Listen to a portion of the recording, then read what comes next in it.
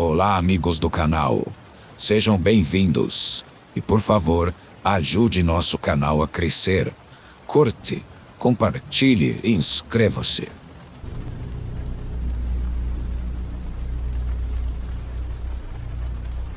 Foi numa tarde em que eu estava fazendo compras no supermercado junto com minha esposa Thaís, quando recebi uma ligação no meu celular. Era meu pai, que de maneira intrigante disse que precisava me ver com urgência. Fiquei preocupado com o tom dele, porque parecia cansado. Eu sabia que ele estava muito doente e me preocupava sua condição. Comentei com Thaís sobre a ligação do meu pai. E pela situação que provavelmente era complicada, ela aceitou sem problemas terminar o restante das compras sozinha. Eu fui direto para a casa do meu velho. Queria saber como ele estava. Meu pai era um homem de negócios muito solitário. Fazia muito tempo que ele tinha ficado viúvo pela morte da minha mãe e nunca mais se casou. Eu fui seu único filho e, para ser honesto, quase não o visitava. Ele sempre marcou muitos limites do seu território e, embora muitas vezes eu tentasse me aproximar, ele sempre buscava se afastar. Meu pai tinha uma casa muito grande, um pouco mais afastada da cidade, pois queria passar a maior parte do tempo em meio à natureza. Por isso demorou um pouco para eu chegar até ele. Quando finalmente cheguei, saí do carro e caminhei apressado porque vi que havia uma ambulância estacionada. Ao entrar, a enfermeira pessoal do meu pai me deu a triste notícia de que ele havia falecido minutos antes. Era muito provável que ele desligou o telefone ao falar comigo e a morte o alcançou. Fiquei ali um momento a sós com ele. Depois de me despedir, meu pai foi levado ao necrotério e então comecei a preparar o funeral. Fiquei muito triste. Me senti um homem miserável por não ter chegado a tempo para me despedir. Sei que no final de sua vida ele se deu conta de muitas coisas e possivelmente queria me dizer algo, mas enfim, isso não aconteceu. Mesmo assim, reconheci que meu pai, à sua maneira, sempre se esforçou para me dar o melhor.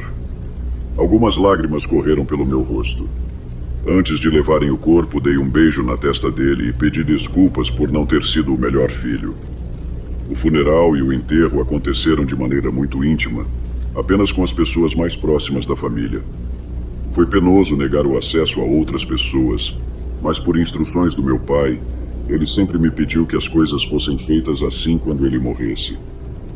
Algo que eu também sabia de antemão era que, quando meu pai morresse, eu seria o único herdeiro da fortuna que ele possuía. Passaram-se alguns meses e minha esposa Thaís e eu nos mudamos para essa casa. Montei meu escritório ali e contratei pessoal para trabalhar, pois me vi na necessidade de abandonar meu trabalho e me dedicar às empresas do meu pai, como ele sempre pediu. Thaís estava muito animada com a nova vida que estávamos começando, sem deixar de lado a parte trágica da perda do meu pai. Aquela casa era realmente linda. Tinha uma piscina, um grande jardim, uma biblioteca muito ampla com livros e textos antigos de todas as épocas. Os móveis tinham um estilo rústico e estavam muito bem conservados.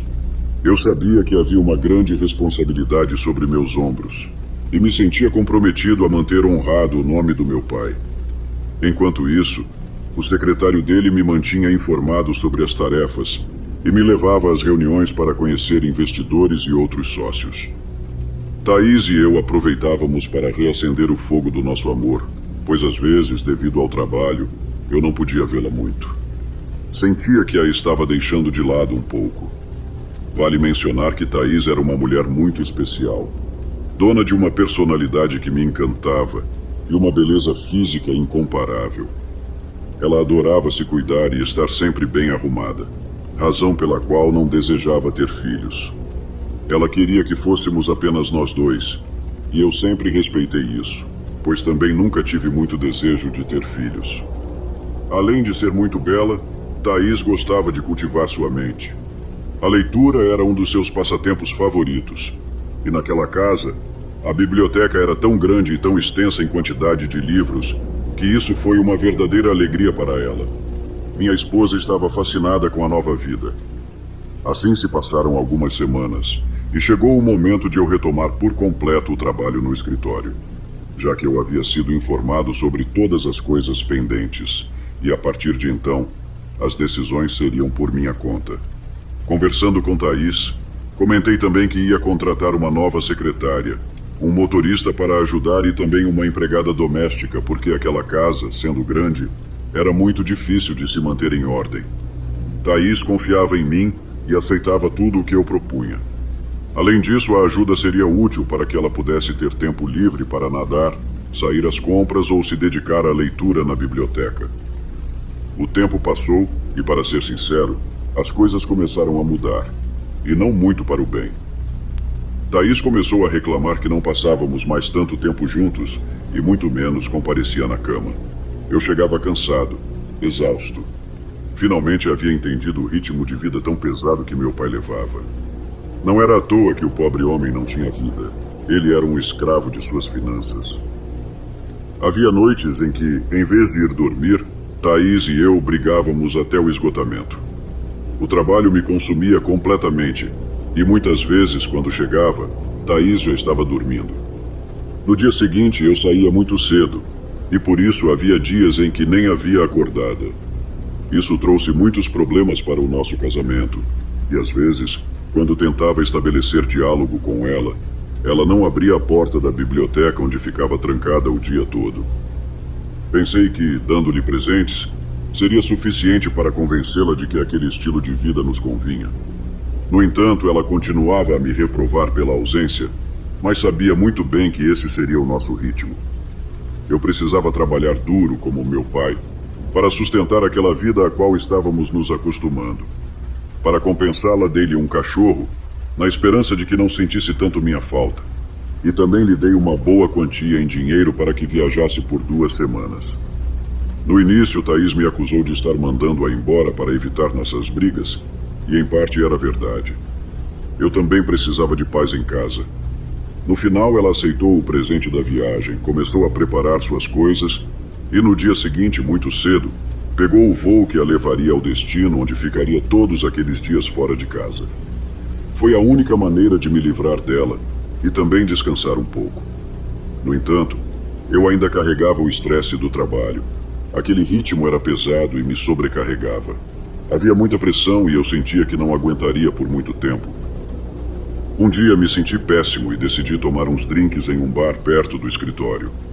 Me arrumei, passei perfume, entrei, sentei no balcão, chamei o barman e pedi um uísque bem forte.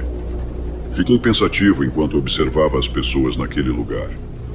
Havia algo peculiar em cada uma delas. Pareciam-se um pouco comigo, como se fossem pessoas que fugiam de suas vidas, de suas tristes realidades. Entre todas, uma coincidência estranha logo chamou minha atenção. Eu não podia acreditar, mas Júlia, minha nova jovem secretária, estava lá. Ela era uma jovem de 29 anos, bastante madura para a idade. Era uma mulher muito bonita e carismática. Tenho certeza de que qualquer homem adoraria estar com ela. Naquela noite, Júlia usava um vestido vermelho bem justo ao corpo, com sapatos de salto preto que a deixavam ainda mais bela. Fiquei olhando-a de longe, imaginando que algum rapaz logo iria atrás dela. No entanto, o tempo passou e nada. Júlia tomou um drink, depois outro. Eu estava pensando se deveria falar com ela ou manter distância. Então decidi fingir que não a havia reconhecido. Me virei, pedi outro uísque e continuei bebendo. Estava novamente imerso em meus pensamentos quando senti uma mão no meu ombro e uma voz doce me chamou pelo nome. Leonardo, que bom te ver por aqui. Talvez você não me reconheça sem as roupas de trabalho, mas sou Júlia, sua assistente. Sabia que Júlia estava brincando. Me levantei para cumprimentá-la com um beijo e respondi, um pouco envergonhado. Oi, Júlia, que surpresa. Eu realmente não tinha te reconhecido sem o uniforme do escritório. Você parece uma pessoa totalmente diferente. Mas me conta, está esperando alguém ou aceita que eu te ofereça um drink? Júlia, cheia de carisma e autoconfiança, se sentou novamente e me disse que não estava esperando ninguém, que costumava frequentar aquele bar depois de um dia cansativo de trabalho. Respondi que estava ali pelo mesmo motivo, que me sentia muito estressado, o trabalho estava muito pesado e seguir o ritmo do meu pai era complicado. Júlia, com toda a confiança, tocou meus ombros e começou a me fazer uma leve massagem. Você precisa relaxar mais, Leonardo. Levar as coisas com mais calma. O caminho que seu pai traçou é muito difícil, mas você não vai aprender tudo de uma vez. Veja bem, você é muito jovem para se trancar no escritório o dia todo. Aproveite mais, desfrute mais da vida. Fiquei pensando nas palavras de Júlia enquanto a via dançar alegremente. Olhava para ela, sua juventude e vitalidade me contagiavam. Embora seja importante mencionar que eu tinha apenas 35 anos, o estresse estava me matando. Eu me sentia um velho. Foi então que decidi seguir o conselho dela e respondi: Você tem toda a razão, Júlia. Precisamos aproveitar mais a vida. E por isso, se você não está esperando ninguém, quero te convidar a nos divertirmos juntos esta noite. Também não tenho pressa de voltar para casa. Júlia, muito contente, aceitou minha proposta, me segurou pelas mãos e começamos a dançar. Ela queria me motivar e alegrar para reduzir a tensão.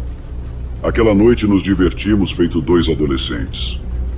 Devido aos drinks e por causa do contato físico, o calor começou a me invadir.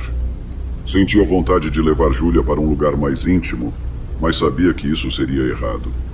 Tinha medo de que ela me rejeitasse ou que isso interferisse em nossa relação profissional.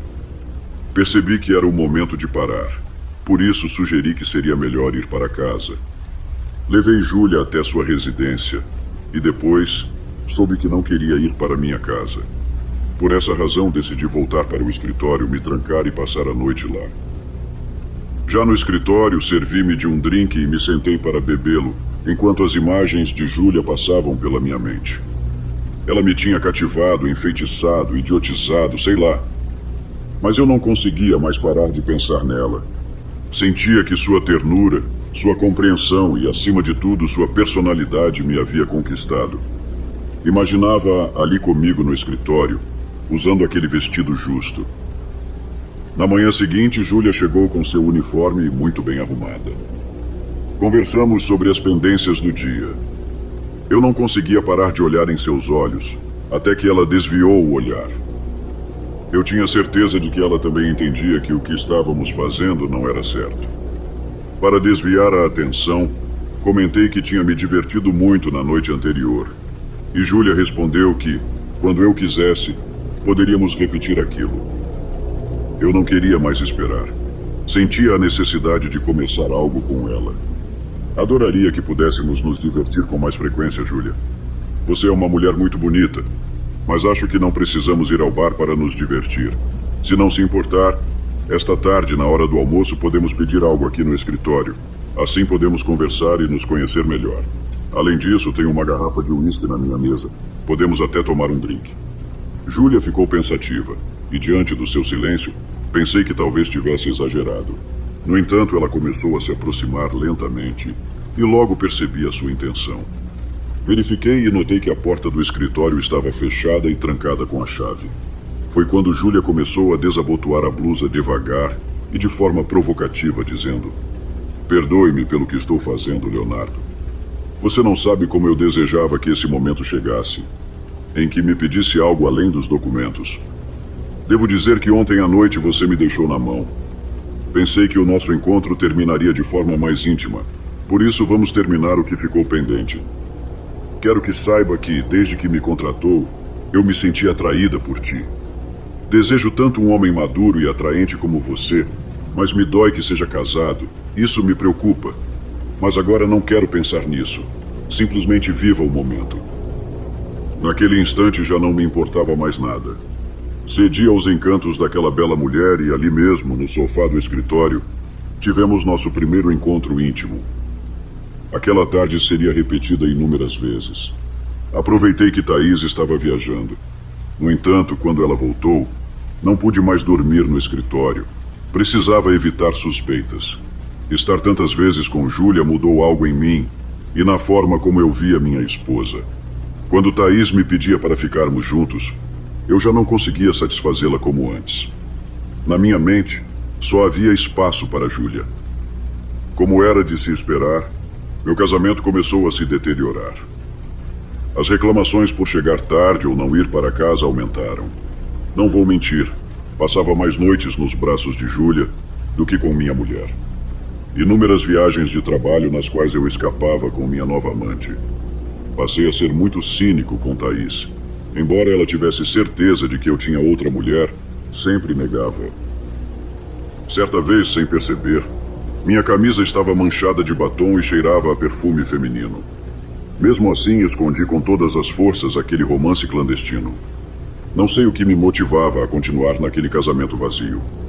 Sabia que o correto seria terminar, mas a adrenalina e a sensação de perigo me faziam sentir vivo.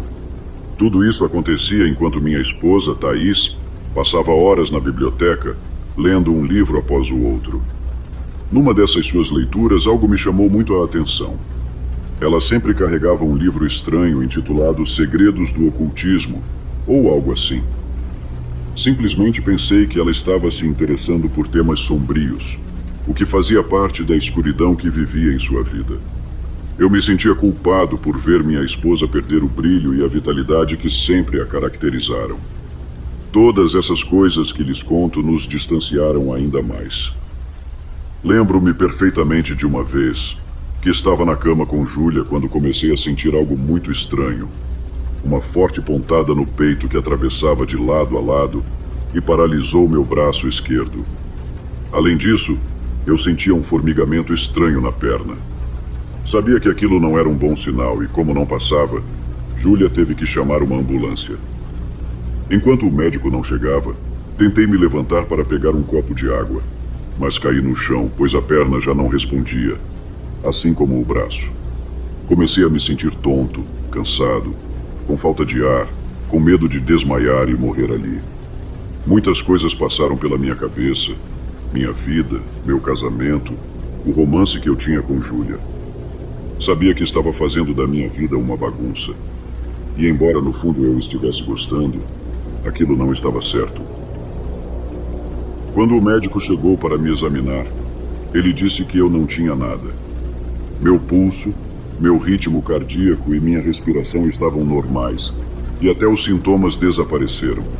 Ele me fez algumas perguntas e me disse para ir com mais calma no trabalho e na vida, que talvez o estresse e o desgaste físico já estavam mostrando suas consequências. Comentei com Júlia que seria melhor voltarmos para casa. Ela me acompanhou até o carro e lembro que, assim que abri a porta, novamente senti a pontada no coração e a perna adormecer. Seria impossível dirigir naquele estado, então implorei para que Júlia me levasse. Sabia que não era uma boa ideia ela me levar para casa, mas confiei que Thaís não desconfiaria dela. Quando chegamos em casa, vi que minha esposa estava conversando com o motorista no jardim. Pareciam muito estranhos, como se estivessem cochichando algo. Assim que me viram descer com dificuldade, Thaís se aproximou. Estava muito irritada. Provavelmente supôs que Júlia e eu tínhamos um romance, pois naquele momento sua desconfiança era enorme. Qualquer mulher que chegasse perto de mim poderia ser uma amante em potencial. Naquele instante me despedi de Júlia. Pedi a Geraldo, o motorista, que emprestasse um dos carros de serviço a ela. Não queria que o motorista saísse de casa caso eu passasse mal e precisasse ser levado ao hospital. Júlia fez uma cara de insegurança.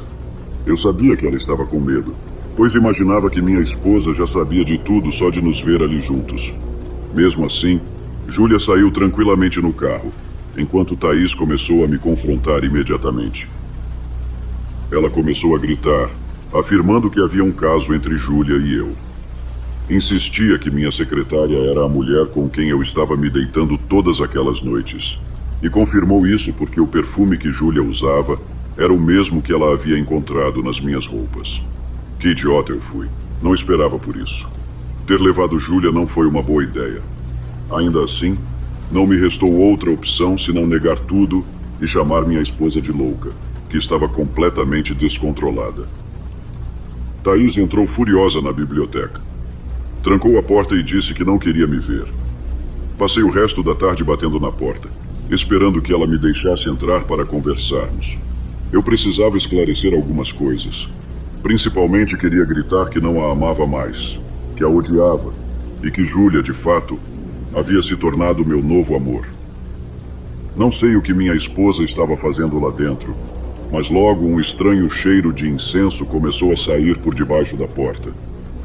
Continuei insistindo para que ela me deixasse entrar, mas ela não atendeu meu pedido. Ela não estava disposta a conversar comigo sobre aquele assunto. Subi para me deitar um pouco. Tomei alguns analgésicos e tentei descansar. Devo ter dormido por cerca de 2 horas. De repente, o interfone tocou, o que era muito estranho, já que uma visita naquela hora da noite era muito improvável. Quando Thaís abriu a porta, havia um policial na entrada que solicitou minha presença. Me levantei com dificuldade e desci as escadas. O policial e minha esposa estavam sentados na sala. Me aproximei e o oficial começou a nos dar uma notícia que me deixaria congelado, completamente destruído por dentro. O informe dizia que, algumas horas antes, na estrada para a cidade, um carro havia caído em um barranco. Infelizmente, aquele carro era o mesmo em que Júlia estava viajando. Parece que ela perdeu o controle em uma curva, e o carro foi lançado para fora do barranco, caindo cerca de 10 metros, ficando completamente destruído. Infelizmente, Júlia partiu naquele terrível acidente. Naquele momento não consegui conter o choro. Senti que algo dentro de mim também havia morrido. E foi assim que me revelei para minha esposa, deixando claro o grande carinho e amor que sentia por aquela mulher, que agora não estava mais entre nós. Nos despedimos do policial, que nos deu uma intimação para que fôssemos cuidar dos trâmites, pois o carro em que Júlia estava era nosso. Assim que fechou a porta, minha esposa, sem dizer uma palavra, voltou a se trancar na biblioteca. Disse que não queria ser incomodada, que precisava estar sozinha e pensar em algumas coisas. Foi muito difícil lidar com a morte de Júlia. Senti que estava prestes a ser feliz pela primeira vez na vida. Mas tudo deu errado. O destino não estava do meu lado. Nos dias do funeral e enterro, meus sintomas pioraram e devo dizer que estavam se agravando. Inclusive, alguns dias depois, tive que cancelar todas as minhas reuniões e fiquei em casa para descansar, pois já era impossível mover os braços e as pernas. Eles doíam muito, e por mais que os médicos me examinassem, não encontravam a causa dos meus males. A situação foi escalando até o ponto de eu não conseguir fazer as tarefas mais básicas. Levantar para ir ao banheiro, nem pensar. Júlia às vezes me levava numa cadeira de rodas, mas ela tinha nojo de me limpar, de me cuidar, de fazer o necessário para me ajudar. Sem perceber, de um dia para o outro, eu havia me tornado um estorvo para minha esposa. Eu já não conseguia falar e mal conseguia comer. Comecei a me isolar do mundo. Não tinha contato com ninguém. Júlia só me dava comida no quarto e depois saía para fazer compras com o motorista. Eles passavam praticamente o dia todo fora de casa, e quando estavam em casa, ela se trancava na biblioteca lendo aqueles livros estranhos que tanto gostava. Eu sentia muita culpa. Achava que de alguma forma estava pagando por todo o sofrimento que causei a Thaís, e que era esse o meu castigo. O pior aconteceu quando, em certa ocasião, ouvi Thaís chegar junto com o motorista. Os dois estavam na sala muito felizes e havia muitas risadas. Ouvi quando abriram uma bebida e começaram a tomar. Colocaram uma música suave e, minutos depois, aquele desgraçado estava fazendo amor com minha esposa. Pude ouvi-la com aquele maldito infeliz, recebendo todo o prazer que eu já não podia mais proporcionar. Me senti impotente, frustrado, como se estivesse vivendo o inferno no meu próprio corpo. O pior é que isso começou a se repetir tarde após tarde. Doía muito entender que minha esposa e Geraldo, o motorista, eram amantes. Em uma ocasião, lembro que Thaís chegou com um advogado. A razão era que, devido à minha incapacidade, todos os meus bens, incluindo minha empresa, casa, carro e conta bancária, passariam a ser totalmente controlados por ela. Me recordo perfeitamente que forjaram minha assinatura, colocaram minha impressão digital no documento e, certamente, a partir daquele momento, eu havia perdido tudo. Minha esposa me deixou completamente na sarjeta, pois entre aqueles papéis que me fizeram assinar, também havia os de divórcio. Ela se revelou mais demoníaca do que eu mesmo, o que realmente me surpreendeu. No entanto, já não havia mais nada a fazer. Desde então, Thaís pagou por um lugar em um abrigo para que cuidassem de mim. Aquele lugar era um verdadeiro inferno de miséria, cercado por doentes em cadeiras de rodas, onde eu passava horas sentado ao sol. Não podia falar, não conseguia me mover, mal conseguia balbuciar. Mas ninguém entendia o que eu dizia. Eu estava completamente perdido e a vida já não fazia sentido. E o pior de tudo, o que mais me fazia sentir miserável, era que eu nem sequer tinha forças ou mobilidade para acabar com meu próprio sofrimento. Lembro que naquele lugar havia uma senhora que trabalhava na limpeza, uma boa pessoa chamada Janete. Ela sempre se aproximava e sentava ao meu lado para comer algo. Compartilhava suas tristezas e dores da vida comigo. Desabafava porque sabia que eu era um túmulo para seus segredos. Não havia como eles saírem de mim. De alguma forma, a Janete simpatizou muito comigo e passou a me ter muito carinho, pois os outros pacientes eram muito grosseiros com ela. A maltratavam, ofendiam e até a agrediam. Fiquei muito surpreso certa manhã quando ela chegou e se aproximou de mim. Aparentemente estava indo embora daquele lugar. Bom dia, Leonardo. Hoje vim me despedir de você. Quero que saiba que foi uma grande companhia para mim. Você me ajudou a desabafar todas as minhas dores e, de alguma forma, sinto a necessidade de retribuir essa ajuda. Há algum tempo venho pensando nisso, porque minha intuição é forte e nunca falha. Aprendi isso com minha avó. O que vou te dizer pode soar estúpido ou absurdo, mas sabe, hoje pedi permissão para te levar para passear um pouco. Vou te levar a um lugar que talvez você não espere, mas preciso que confie em mim. Tenho certeza de que lá poderão te ajudar, e há chances de que você volte a ser a pessoa que era antes. Evidentemente, eu nem sequer podia agradecer à mulher. Apenas observei enquanto permitiam que ela me levasse na cadeira de rodas, depois me colocou em um táxi. Andamos pela cidade por um tempo e aos poucos fomos nos afastando. Terminamos subindo a encosta de um morro. O táxi mal conseguia subir, mas finalmente chegamos a uma casinha bem humilde. Janete bateu na porta e nos deixaram entrar. Ela mal conseguia empurrar a cadeira de rodas por causa do chão de terra batida. De dentro da casa saiu um jovem que a ajudou. Já no interior da casa surgiu uma senhora bastante misteriosa. Era muito calada, mas parecia conhecer Janete de longa data, pois se cumprimentaram com entusiasmo. Mas que surpresa, Janete! Faz anos que você não vem aqui. Acho que a última vez que veio foi quando te ajudei a engravidar do seu último filho. Aquela mulher chamada Perla, depois de falar isso, olhou para mim e disse: "Quem é esse rapaz, amiga? Veja só o que fizeram com ele. Vai ser um caso difícil, mas bem, Janete. Você sabe que eu não te decepciono. Você já fez coisas por mim e tudo o que você me pedir, farei com prazer." Janete agradeceu a Perla pela gentileza. Então me levaram para um quartinho completamente escuro. Com dificuldade me deitaram sobre um colchão no chão, e me lembro de que fiquei sozinho com a senhora Perla, que ficou em pé na minha frente, acendeu uma vela e começou a recitar algumas orações. Comecei a sentir muito medo. A escuridão, o frio, aquela atmosfera aterrorizante, o aspecto da senhora, tudo me dava medo. A incerteza me matava por dentro. No entanto, eu não podia fazer nada. Não conseguia me mover nem falar.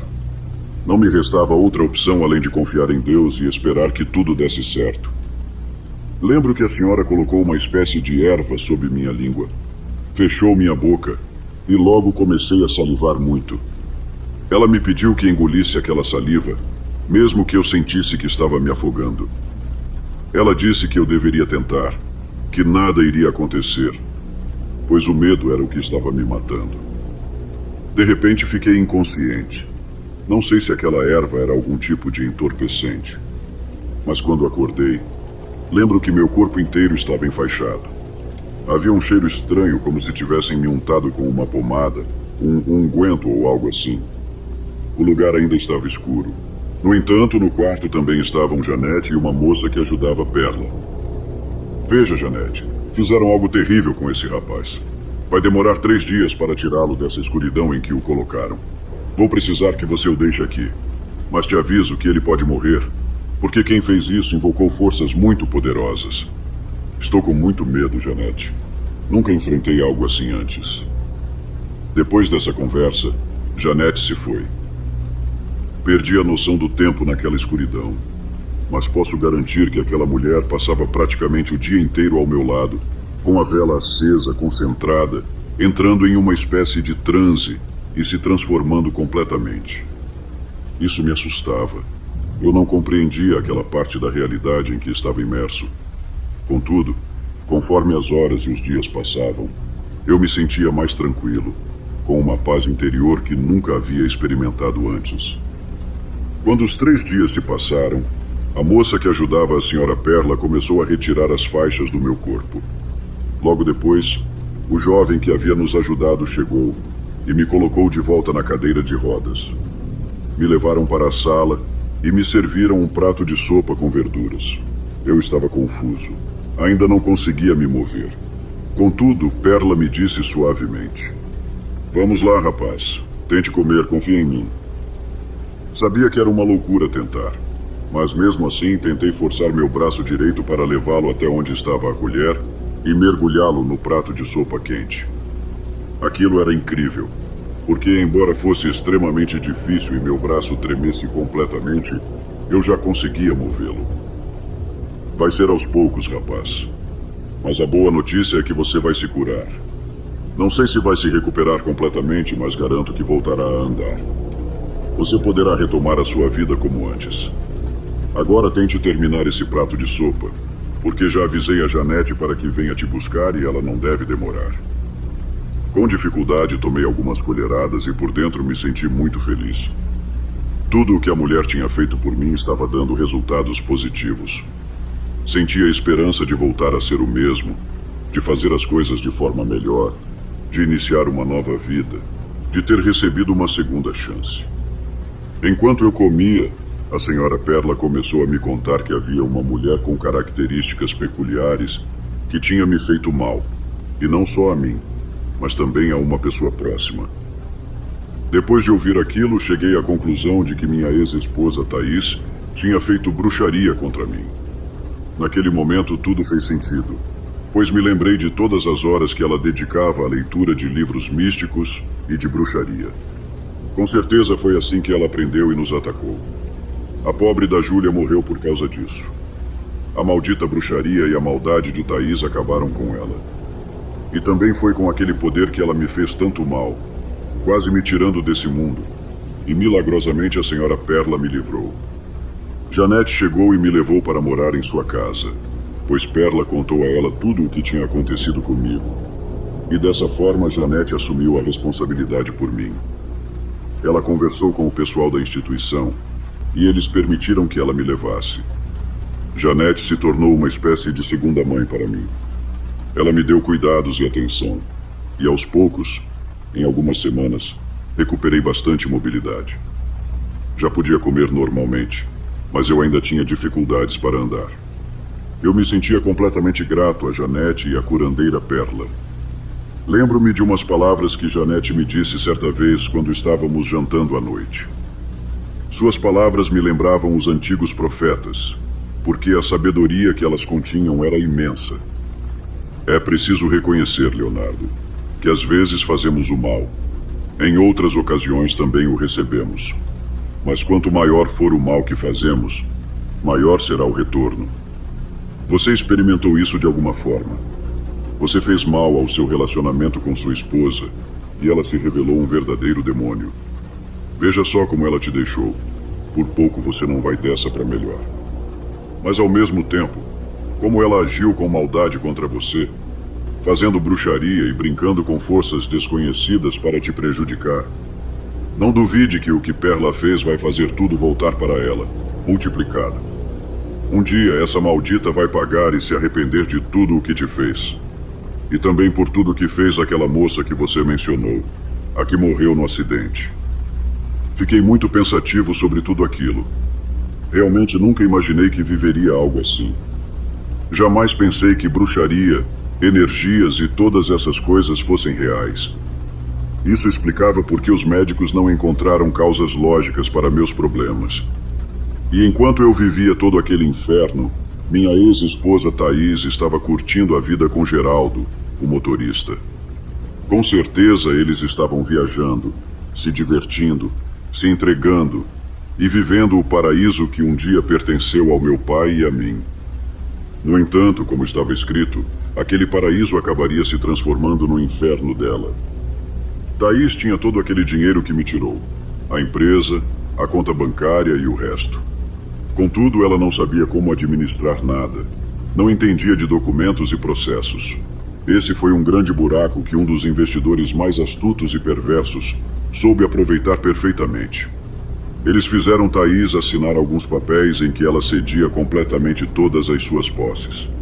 Dessa forma, ela foi despojada de absolutamente tudo: o dinheiro e a empresa. Ela foi deixada na rua como um cachorro e só ficou com o dinheiro que estava guardado no cofre da casa. Mas ainda assim, não seria fácil, porque a disputa por aquele dinheiro foi diretamente com Geraldo, o motorista. Aquele bastardo não queria sair de mãos vazias, por isso tentou roubar o dinheiro. No entanto, ele não contava que Thaís era mais esperta e o pegou no flagra. Eles entraram em luta corporal, e ela, de posse de uma faca, acabou o ferindo fatalmente no peito. Thaís entrou em estado de choque profundo, e o que ela fez a traumatizou e a paralisou por completo. A empregada chamou a polícia, que chegou rapidamente, prendeu Thaís e a levou à delegacia para processá-la por aquele terrível crime.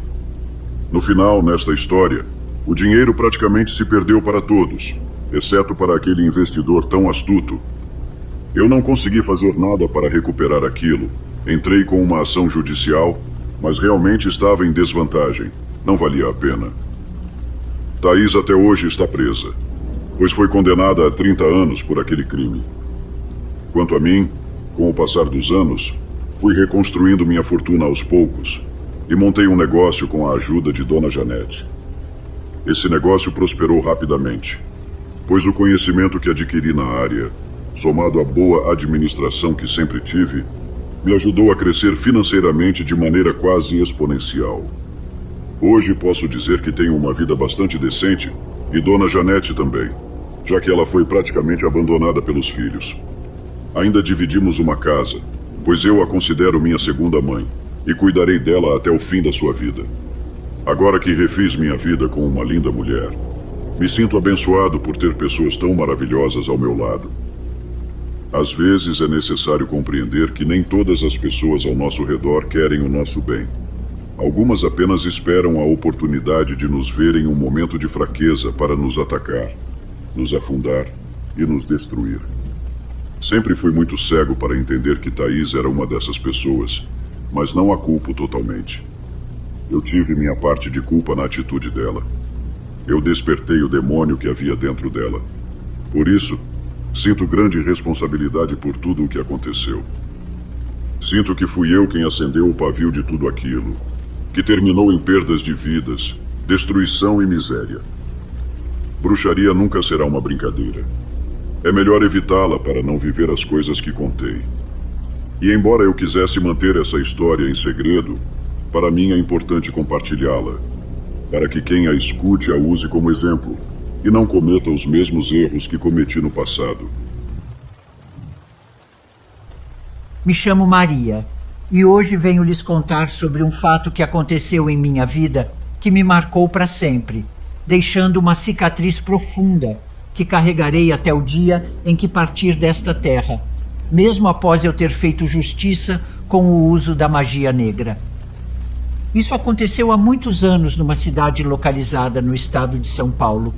Prefiro não revelar muitos detalhes do local exato.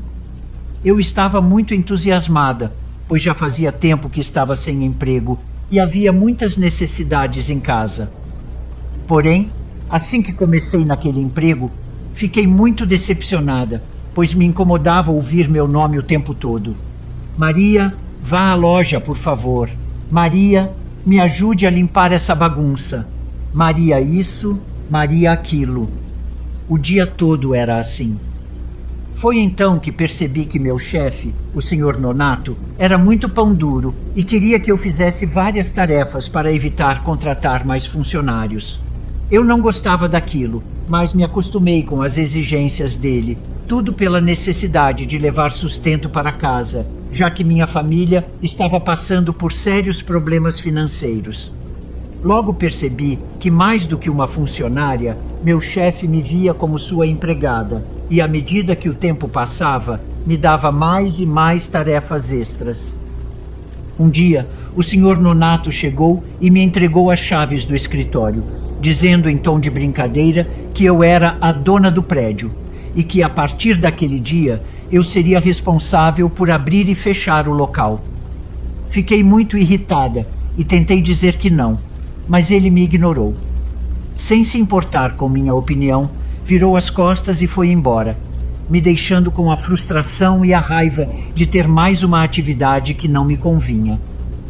Essa nova função me obrigava a chegar mais cedo e ser a última a sair. Acordar cedo não era um problema para mim. O problema era ser a última a ir embora, porque sempre tinha alguém que atrasava o trabalho e ficava 1 ou 2 horas a mais, o que me forçava a esperar. Além disso, me irritava o fato de não poder chegar a tempo para jantar com minha família. Sair tão tarde aumentava o risco para mim, pois as ruas por onde eu pegava o ônibus, dependendo da hora, eram muito desertas e inseguras. O Sr. Nonato me pagava muito mal pelas horas extras, e para mim o risco não compensava. Eu estava, na verdade, doando meu tempo, e isso me incomodava ainda mais. Eu tinha 22 anos na época, e embora não fosse tão jovem, sentia que ele me via como uma garota ingênua, talvez até meio idiota. Por isso ele abusava da minha boa vontade. Eu não entendia por que o Sr. Nonato me tratava daquela maneira. Por um tempo, pensei que ele não gostasse de mim, já que sabia que eu precisava muito do emprego. E boba que fui, no dia em que fui contratada, contei a ele todos os problemas financeiros da minha casa, algo que ele claramente usava a seu favor. Em certa ocasião, um colega me disse, em tom de brincadeira, que o Sr. Nonato já tinha posto os olhos em mim. Achei aquilo completamente absurdo, pois nunca senti qualquer insinuação desse tipo por parte dele, mas com o tempo me doeu perceber as verdadeiras intenções do meu chefe. Comecei a notar que o Sr. Nonato me olhava de uma forma muito lasciva. Com o tempo, suas solicitações passaram a ser absurdas, como me pedir constantemente para limpar sua sala, mesmo quando já estava limpa. E claro, ele exigia que eu fizesse isso com ele presente. Me enojava e repugnava saber que, enquanto eu limpava ou me abaixava para varrer, o velho pervertido imaginava coisas nojentas enquanto me observava de cima a baixo. Aquele homem era tão libidinoso que me causava nojo e muito desconforto. Quando precisava me dar alguma orientação de trabalho, sempre encontrava uma maneira de tocar minhas mãos ou acariciar minhas costas, o que me deixava muito desconfortável. Além disso, ele já era um homem velho em comparação a mim, tinha quase 60 anos e era horrível. Calvo, com um nariz grande, todo deformado, e não se cuidava fisicamente, era muito gordo, tanto que nem dava para ver o cinto da calça. Eu tentava ser a mais séria e respeitosa possível com ele, para evitar qualquer mal-entendido, mas ele sabia que tinha o poder de ser o chefe, e isso o deixava muito seguro. O que mais me surpreendia era que ele era casado. Tinha fotos da família na mesa, e sua esposa, às vezes, o surpreendia com visitas ou ligações para confirmar se ele estava no escritório. Mesmo assim, ele não parecia se importar, determinado a conquistar suas funcionárias, especialmente a mim, provavelmente por eu ser a mais jovem e novata ali, o que tornava isso um desafio para ele. Em uma ocasião, durante o almoço, surgiu entre as colegas o tema das conquistas do chefe no trabalho. Ouvi atentamente várias histórias de mulheres que haviam trabalhado ali e saído com ele, já que o Sr. Nonato era muito generoso em tudo e gostava de ajudar as meninas a subir de posição em troca de favores especiais.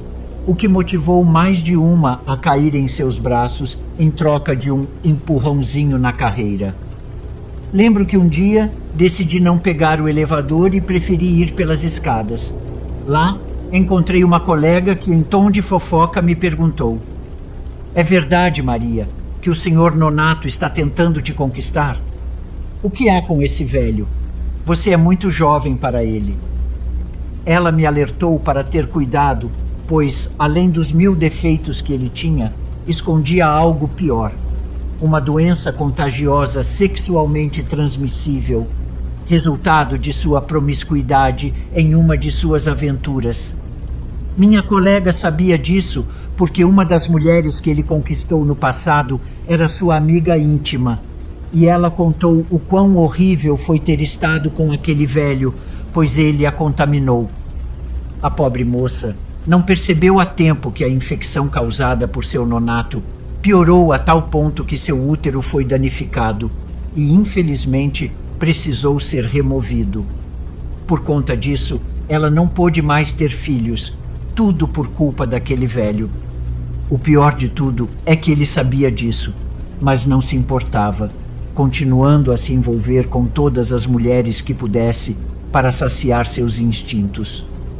Com tudo o que essa garota me contou sobre ele, senti ainda mais nojo e repulsa pelo meu chefe.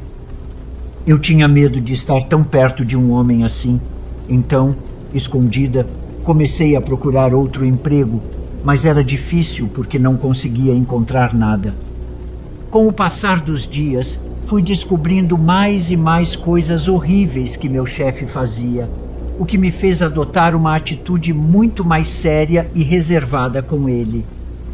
Eu só falava com ele quando era necessário para o trabalho, e quando ele tentava conversar sobre outros assuntos, eu me desculpava dizendo que precisava ir ao banheiro ou me ocupava com outras tarefas. Ele notou isso e aparentemente não gostou.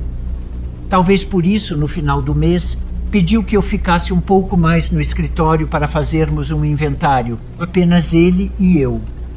Imediatamente imaginei que ele queria me encurralar para tentar me seduzir. Então, para evitar isso, tentei agilizar meu trabalho naquela tarde para terminarmos logo. Quando finalmente terminamos e comecei a guardar minhas coisas para ir embora, pretendia chamar um táxi, mas seu Nonato saiu de sua sala já pronto para ir, e com um tom muito amável disse que já era tarde e perigoso eu ir sozinha, oferecendo-se para me levar até a porta de casa. Ele era um porco que sabia manipular muito bem. Eu agradeci e disse que preferia ir sozinha, porém ele insistiu tanto que não tive outra escolha senão aceitar. Ele aproveitava o fato de que eu estava com muito medo de ser demitida. Aquele canalha conhecia muito bem meus pontos fracos e sabia que as coisas em casa iam muito mal financeiramente e que meu sustento era o mais importante para minha família. Caminhávamos juntos pelo corredor, prontos para ir embora. Ele foi em direção ao elevador, segurou a porta para que eu entrasse, e aquele momento foi tão desconfortável. Ele e eu sozinhos naquele espaço onde estava completamente indefesa. Eu tinha medo até de mover os olhos, pois sua presença me intimidava muito. Pensava que se ele tentasse algo, por mais que eu gritasse, ninguém me ouviria, já que éramos os únicos naquele prédio. Enquanto descíamos para o estacionamento, comecei a perceber que sua respiração estava mais ofegante e seu pescoço estava todo suado. Eu não sabia se ele estava nervoso ou doente, mas tentei não pensar nisso. Quando chegamos ao estacionamento, ele abriu a porta do carro para mim e eu entrei. Notei que era um carro muito luxuoso, mas me sentia extremamente desconfortável, como se estivesse dentro da jaula daquele animal chamado seu Nonato. Eu tinha medo de ser atacada por ele. Em algum momento, no caminho para casa, ele disse que estava com muita fome, que precisava comer algo ou desmaiaria. Foi aí que ele me informou que tinha hipoglicemia e que seus sintomas eram devido à falta de comida. Ele parecia tão mal que não me restou outra opção senão aceitar sua sugestão. Eu não queria correr o risco de ser responsável por sua morte no caminho. Para chegar em casa, precisávamos atravessar um pequeno trecho de estrada escura e deserta que levava cerca de 10 minutos. Na entrada dessa estrada, geralmente havia barracas de comida, e tivemos a sorte de encontrar uma que ainda estava aberta. Era uma barraca de salgados, e lá paramos para que seu nonato pudesse comer. Meu chefe me pediu que pedisse algo para mim, mas recusei. Eu estava com medo e frio. Ele, sem cerimônia, pediu 2 esfirras e as devorou quase de uma só vez, mal mastigando. Parecia um animal faminto. Só de vê-lo comer, senti nojo. Seu nonato terminou de comer, deu o último gole em sua Coca-Cola e soltou um arroto horrível, completamente repulsivo. Entramos no carro e no caminho, jamais recuperado pela comida, ele começou a se insinuar para mim. Disse que gostava de mim e que estava disposto a me dar um aumento e me promover a um cargo mais alto, desde que eu aceitasse ter um relacionamento com ele. Ele disse saber que eu precisava de dinheiro extra e que poderia me dar, desde que eu fosse mais carinhosa e de vez em quando fosse para a cama com ele. Eu me sentia encurralada e muito desconfortável. Ainda estávamos longe de casa. A única coisa que consegui dizer foi que ele parasse o carro, que eu não queria mais que ele me levasse. Eu estava aterrorizada. Ele atendeu ao pedido e parou, mas não era para me deixar sair, pois não quis destravar as portas. Ele entrou com o carro em um matagal à beira da estrada e apagou as luzes. Foi então que ele se aproximou de mim de maneira horrível. Ele começou a falar comigo, tentando me seduzir, querendo ser carinhoso. O cheiro de seu hálito, misturado com o que ele havia comido, me dava nojo. Dei-lhe 2 tapas, mas isso apenas atiçou seu instinto, e ele se tornou mais agressivo comigo.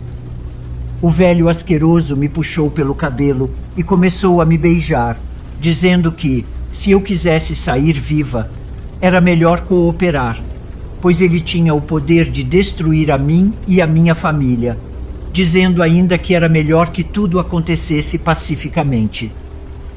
Para mim, aquilo se transformou em um inferno eterno, no qual foi impossível me defender do ataque daquele ser humano tão desprezível. Não consigo esquecer a maneira horrenda como ele me tocava. Seu cheiro de suor, de comida, me dá náusea só de lembrar, mesmo tendo passado muitos anos. No final, o medo e a impotência me venceram. Não consegui resistir, e ele acabou conseguindo o que queria. Fiquei imóvel, sem conseguir falar. Ele se recompôs e ligou o carro para voltar à estrada e seguir o caminho de casa. Eu já estava inconsolável, e antes de chegar à esquina, o velho parou o carro, abriu a porta e, como se eu fosse um cachorro, mandou que eu descesse. Ainda me advertiu que, se eu falasse algo, ele cuidaria para que eu me desse muito mal. Antes de fechar a porta, ele jogou alguns trocados, como se fosse o pagamento de uma acompanhante. Evidentemente, eu não peguei. Caminhei para casa com muito medo de entrar, pois não queria que ninguém me visse daquele jeito. Minha mãe certamente estaria me esperando acordada. E foi exatamente assim. Minha mãe me viu naquele estado deplorável. Eu não sabia se deveria contar a ela ou não, ou simplesmente ficar calada. Mas ao ver meu rosto, ela soube que algo havia acontecido. Naquela noite, choramos juntas e decidimos não contar nada ao meu pai, pois ele seria capaz de matar seu nonato, e não queríamos que ele se envolvesse em um problema maior. Devido ao medo, à insegurança e por saber do poder e da influência que aquele velho tinha na cidade, decidimos guardar aquele segredo apenas entre mim e minha mãe. Contei a ela sobre o que tinham dito da doença contagiosa de seu nonato. Eu estava aterrorizada com a possibilidade de ter sido infectada, ou pior ainda, de estar grávida. Sem hesitar, minha mãe decidiu me levar ao médico para que eu fosse examinada. O médico nos atendeu naquele mesmo dia à tarde. Fizeram os exames e, quando recebemos os resultados, meu maior medo se confirmou. Eu não estava grávida, mas tinha sido infectada por aquela doença. Seu nonato havia me contaminado. Felizmente, se é que se pode dizer assim, com um tratamento intensivo, consegui me curar e voltar a ter uma saúde plena. No entanto, sei que houve outras mulheres que caíram na armadilha dele e não tiveram a mesma sorte. Eu passei a odiar ainda mais aquele desgraçado e me entristecia ver minha mãe sofrer tanto pelo que aconteceu comigo. Ela estava muito abatida e dias depois, uma vizinha, muito amiga dela, ao ver seu estado, perguntou o que estava acontecendo. Como eram muito próximas, minha mãe acabou contando tudo o que havia ocorrido. Ao ouvir o relato, a vizinha, com a intenção de ajudar, perguntou: "Olha, Terezinha, você sabe que eu te considero muito e tudo o que acontece com você e sua família me importa. Por isso, quero te fazer uma pergunta. Você gostaria de fazer algo para que aquele infeliz pague pelo que fez à sua filha?" Minha mãe não entendeu a princípio, mas a vizinha explicou que conhecia uma pessoa que fazia trabalhos de vingança com magia negra. Minha mãe pensou bastante, mas no final disse que sim, que queríamos fazer algo a respeito. Quando eu soube sobre a magia negra, achei uma loucura. Não acreditava naquilo, mas se havia uma chance de prejudicar aquele maldito sem nos envolvermos diretamente ou acabar na cadeia, para mim seria um prazer tentar. Fomos então à casa da suposta bruxa, levadas pela nossa vizinha, e encontramos um lugar repleto de vasos e plantas por todos os lados. Também havia muitas gaiolas com pássaros. Dentro da casa, encontramos duas senhoras bem idosas e baixinhas, e estavam muito bem vestidas. Elas eram muito parecidas. A amiga da minha mãe disse que elas eram gêmeas e que nunca se casaram. Haviam dedicado toda a vida à bruxaria, pois possuíam um grande dom. Além de curar pessoas, também realizavam trabalhos sombrios, dependendo do pedido. As senhorinhas nos levaram para uma sala e nos pediram para sentar em um sofá. Perguntaram o que precisávamos, e minha mãe começou a contar o que seu nonato havia feito comigo, detalhando tudo. Enquanto ouviam, percebi o ódio e o rancor crescendo em seus olhares. Era evidente que elas também tinham algum ressentimento em relação aos homens, e nos contaram que, quando eram jovens, também haviam sofrido abusos de um vizinho. Meu testemunho definitivamente as comoveu, despertando nelas o desejo de vingança em meu nome, e por isso elas estavam dispostas a nos ajudar com ainda mais vontade, e ainda sem nos cobrar um centavo. Elas disseram que seu nonato pagaria muito caro pelo mal que me fez e pelo mal que causou a tantas outras mulheres. Com isso, entregaram à minha mãe um frasco de vidro e nos pediram para enchê-lo com terra de cemitério. Precisávamos levar o frasco antes do anoitecer, e assim fizemos. Quando voltamos naquela tarde, as duas senhorinhas pareciam ter se transformado em outras pessoas. Fiquei muito assustada ao vê-las preparando coisas e fazendo invocações, como se aquilo fosse a cena de um filme. Eu não acreditava no que estava vendo, pois aquelas mulheres pequenas de cabelos longos e grisalhos realmente pareciam bruxas.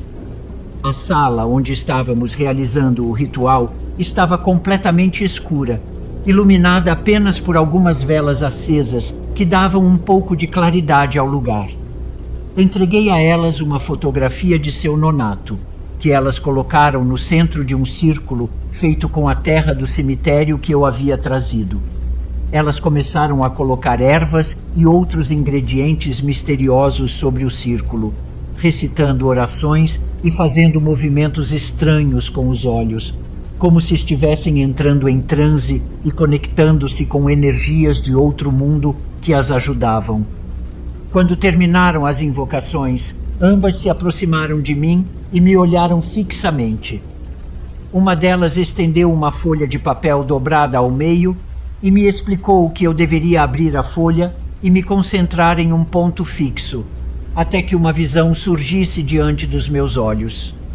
As duas mulheres ficaram paradas na minha frente, muito sérias, e eu tive que seguir o procedimento que me indicaram. Fiquei olhando para a folha, e entre a escuridão e a luz que havia ali, algo estranho aconteceu. Comecei a ver no centro da página uma espécie de mancha que dançava e mudava constantemente de forma, como se estivesse sendo moldada. Depois de alguns segundos, comecei a notar que aquilo tomava a forma da silhueta de um homem grande e gordo que estava deitado no chão. Imediatamente surgiram várias manchas pequenas ao seu redor, como quando alguém morre e os curiosos se aproximam para ver. Não pude deixar de pensar que aquele homem era o Sr. Nonato, pois a forma da silhueta correspondia exatamente ao seu corpo. Comecei a me assustar muito, pois sabia que, se a bruxaria funcionasse, aquele seria o destino dele. Uma das pequenas bruxas se aproximou de mim, tirou a folha da minha mão e perguntou se eu tinha visto algo. Quando ia responder, a mulher me disse para não dizer nada, que eu guardasse aquilo para mim, pois só assim se tornaria realidade. Ela então pegou o papel, o amassou em uma bolinha e jogou no fogo. Naquela noite, como já estava muito tarde e o lugar era distante, as senhoras nos permitiram passar a noite na casa delas. Na manhã seguinte, nos despedimos muito agradecidas. No caminho para casa, fiquei pensando se tudo aquilo realmente valeria a pena. Era algo muito difícil de acreditar, mas no fundo eu sabia que havia algo muito especial naquelas senhoras e também tinha muita confiança de que a bruxaria me ajudaria a finalmente me vingar daquele velho safado. Na segunda-feira seguinte, ao voltar ao trabalho, decidi que não continuaria mais lá. Fui direto ao Departamento de Recursos Humanos e entreguei minha carta de demissão. A responsável perguntou qual era o motivo da minha saída, já que eu sempre havia sido muito eficiente. Eu guardei os detalhes para mim, pois sabia que no fim as coisas sairiam a meu favor e Nonato pagaria por tudo. A funcionária disse que lamentava muito minha saída, pois seria difícil me substituir. O único detalhe que mencionou foi que, devido a uma troca de administração, os valores do meu acerto demorariam cerca de 1 mês para ser liberado. Então, me recomendou ser cuidadosa com os gastos. Nos dias seguintes, em casa, fizemos o possível para garantir o sustento diário. Esperei ansiosamente o dia de receber o dinheiro da minha rescisão e me despedir daquele lugar de uma vez por todas. Quando o mês passou, como combinado, voltei à empresa para receber o que era meu de direito. Não fui sozinha, minha mãe me acompanhou. Assim que entrei, alguns colegas me cumprimentaram, felizes em me ver. Mas quem não ficou tão contente em me ver foi aquele velho. Ele sequer levantou o olhar para me cumprimentar. Seu rosto estava completamente avermelhado e suado. Ele parecia muito ansioso. Sua camisa estava encharcada de suor e sua aparência indicava que sua doença estava avançando. Não que eu quisesse observá-lo, mas era impossível não notar algo de errado nele, pois ele já não conseguia nem andar direito. Mancava de uma perna e usava uma bengala para se apoiar. Tinha perdido muito cabelo e parecia ter envelhecido uns 20 anos a mais. Ele estava realmente mal. O que mais me chamou a atenção foi um grande inchaço na região da virilha, no lado direito. Era uma bola enorme, muito visível. Diziam que era um tumor que cresceu de forma muito rápida e que ele estava com os dias contados, pois os médicos não se atreveram a removê-lo, já que isso custaria sua vida instantaneamente. Ainda bem que não o fizeram, assim sua agonia se estendeu por mais dias. Peguei meu dinheiro e fui embora, sem querer saber mais daquele lugar ou daquele desgraçado. Algumas semanas depois, alguns colegas de trabalho foram à minha casa e me contaram que todo o prédio ficou sabendo do que Nonato havia feito comigo, pois o infeliz contou para todos. Para ele, foi seu maior triunfo, mas para mim, uma vergonha com a qual tive que lidar por muito tempo. No entanto, fiquei contente ao saber que a própria vida se encarregou de colocar as coisas no lugar. Meus colegas contaram que o tumor de Nonato começou a crescer rapidamente, provocando dores insuportáveis. Ele, avarento como era, não quis parar de trabalhar. Dizia que trabalharia até o último dia de sua vida. Porém, trabalhou pouco e foi obrigado a ficar em casa, pois sua saúde não permitia mais. Ele já não conseguia se levantar, pois a dor era muito grande. Todas as noites gritava de dor por causa do tumor. Segundo sua esposa, uma noite o tumor estourou, liberando um líquido escuro e fétido. Algo nojento. Naquela noite, Nonato viu a luz pela última vez e tenho certeza de que foi direto para o inferno, onde espero que esteja se consumindo entre as chamas e os castigos do demônio. O que meus colegas me contaram não me surpreendeu, pois as mulheres já haviam me mostrado isso na visão que tive com o papel. Até hoje, não sinto nenhum remorso pelo que aconteceu com ele, pois sofreu muito pouco em comparação ao dano que me causou, e a muitas outras mulheres também. Muitos anos depois, ainda sigo traumatizada com aquela noite que me revelou o lado mais sombrio da vida.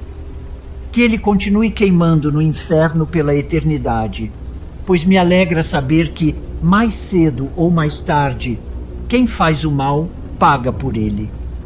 A bruxaria não é algo com que se deva brincar, mas no meu caso, ela me foi muito útil, pois mesmo que não tenha apagado da minha memória aquele terrível evento, pude fazer justiça e me vingar.